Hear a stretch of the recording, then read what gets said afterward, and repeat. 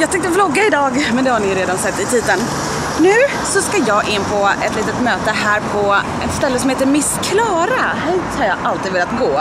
Det ser så trevligt ut på utserveringen och jag ser så trevlig ut idag tycker jag. Jag ska träffa en kille från kanal 5. Mötet var trevligt och gick bra, men hörni, vad tycker ni? Alltså helt ärligt, vad tycker ni när YouTubers gör TV? Känner ni bara, yes, I'm so excited, alltså yes, min favorit-YouTuber gör TV-program? Eller känner ni bara, alltså, känner ni så eller känner ni, yes? Men gud, jag kände när jag gick från Miss Klara, jag har fasen lite skoskav, jag har inte gått in de här skorna riktigt. Det är blod. Au.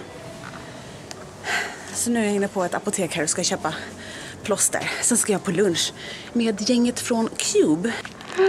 Titta vem jag ser. Hello. Titta. Fixa till lite. Så, snyggt. Det har jag redan på nu själv. Det hade jag redan själv. Vi ska käka här inne på en restaurang som heter Mother.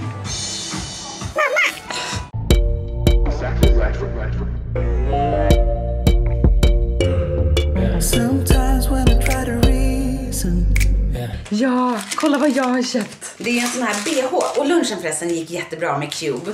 Alla som jobbar där är så himla trevliga och jättegulliga. Vi pratade bland annat om det här med att starta blogg, som ni vet att jag är sugen på. Vi får se hur jag gör.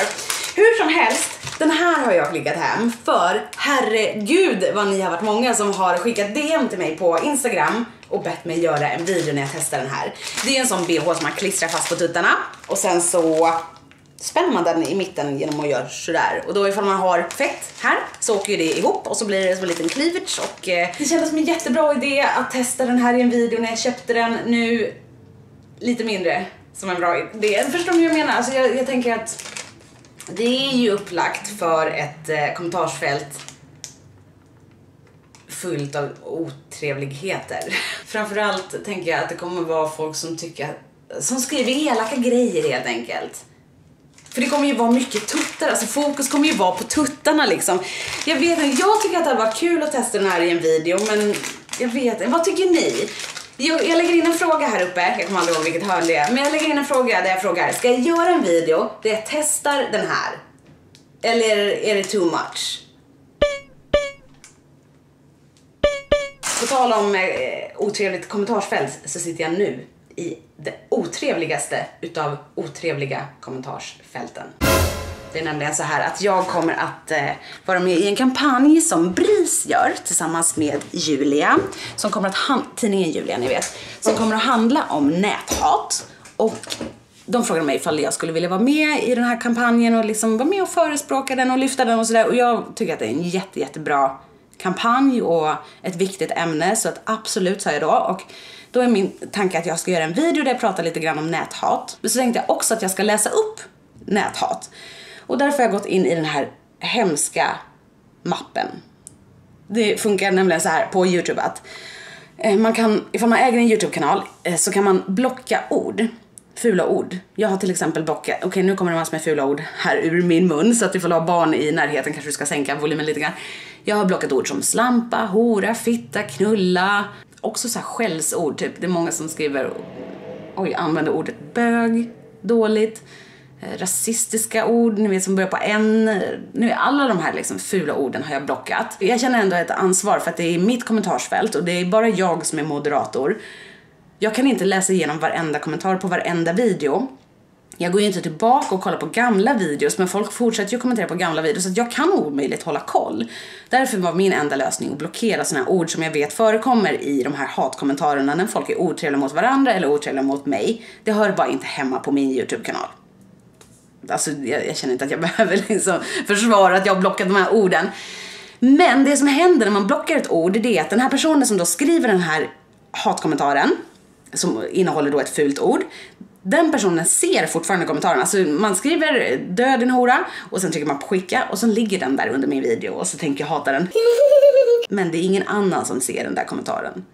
ingen annan tittare som läser i kommentarsfältet kommer se den där kommentaren, för den syns inte. Det är bara du som har skrivit kommentaren som ser den. Förstår ni hur jag menar?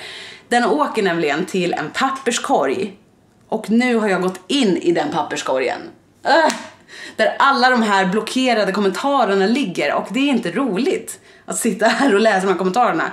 Jag har suttit nu i... Oj, nej men gud, om 4-5 minuter så ska jag podda med Z. Det är så himla mycket störningar, men hej vloggen. Nu ska vi podda. Yes. Träningsbyrå. Nej men det gick av. Det där blev det bästa poddavsnittet vi gjort. Alltså det där var asgrymt. Och Anders har kommit. Vi som aldrig brukar ses på vardagar. Men vi ska ha en liv. Hej! Hallå där!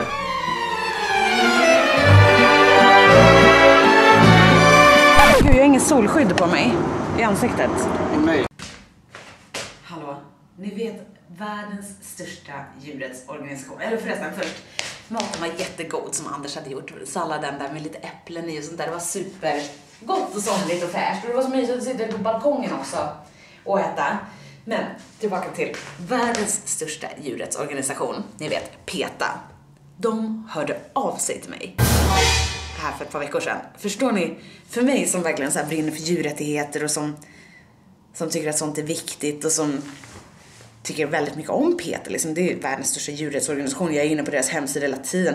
Och när de hörde av sig till mig, det var jättestort erkännande att få ett sånt mejl där de skrev så här: hej Therese, men vi har förstått att du är en viktig röst när det kommer till djurrättigheter i Sverige och vi vill bara säga typ, keep up the good work. Och så frågade de ifall jag skulle vilja vara med i en kampanj som de ska göra. Jag bara, skämtar ni? Alltså what? Alltså för mig var det jättestort och självklart vill jag vara med. Så nu ska jag faktiskt filma en video till PETA. Alltså gud, vilken sjuk mening att säga. För mig är det, ni hör ju och ser på mig, för mig är det jättestort. Jag ska filma en video till PETA. Det är ingenting som ska användas på min kanal. Och inte på min Instagram. Det har ingenting med mig att göra, utan de kommer att använda det i sina sociala medier. Och jag vet inte hur mycket jag får berätta, så det är därför jag inte berättar så mycket vad själva videon handlar om och sånt där. Men förhoppningsvis så får jag berätta sen. Så himla kul. Så att nu har jag satt upp här min lilla softbox och jag ska köpa nya lampor. Jag ska köpa en sån här ring light bland annat. Och så har jag satt upp min kamera där. Så, nu sätter vi igång. Kolla vad stort mitt hår blev när jag tog ut den där donaten. Det var så skönt att ta ut den. Ni vet när man har haft uppsatt hår en hel dag. Så det är ju nästan ont när man liksom tar ner håret och drar det åt fel håll. Men det är skönt på samma gång. Nu tänkte vi dra ut på en liten kort promenad bara. Kort. Eller hur? Och så ska vi bära ner där till källan. Där är pant. Ska vi gå med det? Vad är klockan nu? Jag vet inte, jag har ingen på mig. Vi kanske kan gå och panta också. Det är så skönt att bli av med sånt där. Klockan är 20:39. De stänger om 20 minuter. Jag kan göra det någon annan dag. Eller? Okej, vi gör det. Ja, vi gör det. Vi pantar, vi tar ner det där i källan. Plus att jag ska donera lite kläder.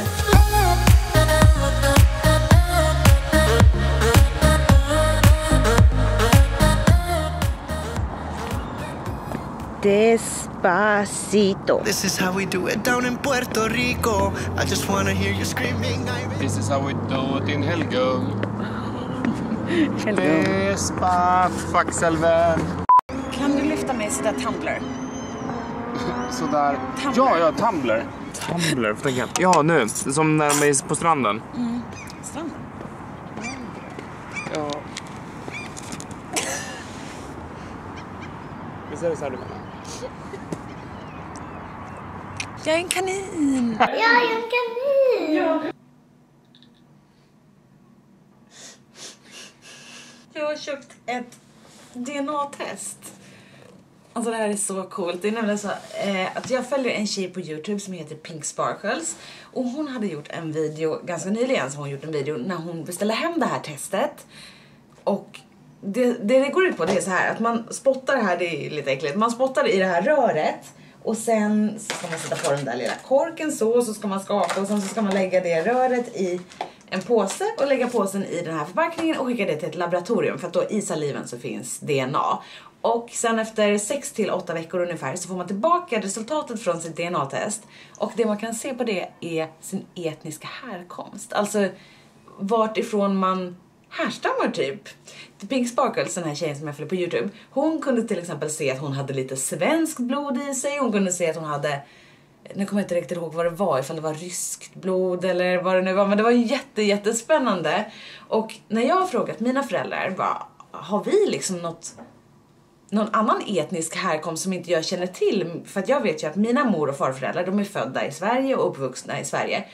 Deras föräldrar är också födda och uppvuxna i Sverige, och föräldrarna innan dess är också födda och uppvuxna i Sverige, och innan dess också, jag har liksom ganska långt så känner vi till, i alla fall på mammas sida, så här släktträdet, och alla är födda och uppvuxna i Sverige, så att det ska bli så himla intressant att få tillbaka det här testet om 68 veckor och se ifall jag har något annat blod liksom i mig, eller vad man säger, DNA. Vad tror du att du skulle kunna ha för något då? Ryss. Anders frågade mig precis så här: vad var det som du ville göra för någonting? Det var tatuera ögonbrynen, bryn utan sol. Vad var det mer? Och så sa jag så här: men jag vill ha permanenta ögonfransar. Han bara, hur funkar det? Syr man fast dem då? Alltså det är det gulligaste jag har hört. Tandställningen är i. Och det går bra för övrigt med tandställningen. Jag ska ju ha på mig den dygnet runt, och jag har inte det varje dag. Jag har det ibland, men inte varje dag. Jag måste faktiskt bli bättre på det där. Men det går bra. Jag har precis bytt skenor igen. De spänner som fasen alltså. Men det är kul, för då känner man att det är något som händer där inne. Vilken bra dag jag har haft. Jag vet inte om det har framgått i vloggen. För att ibland när man har så himla mycket att göra, det känns nästan som att säga, oj gud, vad har jag vloggat idag egentligen? För det var så mycket där med 2 möten. Så fick jag skoskav och filmade den där PETA-videon, gjort DNA-test, poddat med Z, umgås med Anders. Det har varit en jättebra dag. Jag är så himla glad att ni har hängt med idag. Vi ses igen på söndag med en ny vlogg. Sköt om er tills dess. Hej då.